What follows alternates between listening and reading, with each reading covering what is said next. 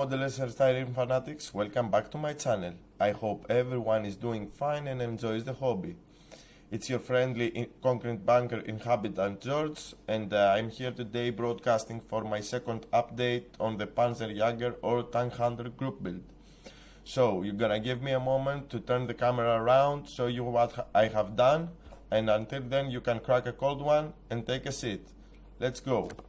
Once you've made yourselves comfortable, let's talk about what I have done. First thing I have worked on though, since the last time you have seen it, was the link and length tracks. And I have to tell you that even if I don't like link and length tracks at all, this went on pretty easy. Zvezda was good enough to provide me with a jig that is constructed by the track sprues, which is pretty useful for the depiction of the track sag. The tracks have a few small gaps. I don't know if the camera can catch it, but one of them is located over here. But I'm not worried at all because I'm going to cover them up in mud in the future. Moving on to the rest part that I have worked on, we have the upper hull.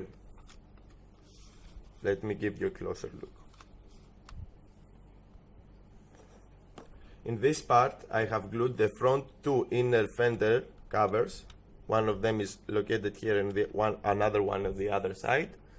The rear armor plate, which is this part, and both of the engine deck vents. One is this one and one on the opposite side. When the glue dried, I moved on to with the texture creation process, which is the white stuff you see all around the vehicle. I left some places untouched, like these 4 spots, so I will be able to know where to glue the Pioneer tools and the rest of the accessories. Another touch was to apply the weld seams,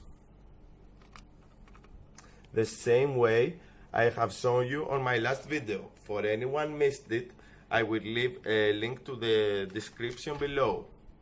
As you can see, I have made some of them spot on, like this one, and some of them are terrible, like this one. But it doesn't matter so much because practice makes better. Last but not least, I have glued the main gun barrel, which is this part, and the gun moving mechanism, which is this part. And that was all for today's update, my friends. My next course of action will be to work on the front plate of the superstructure.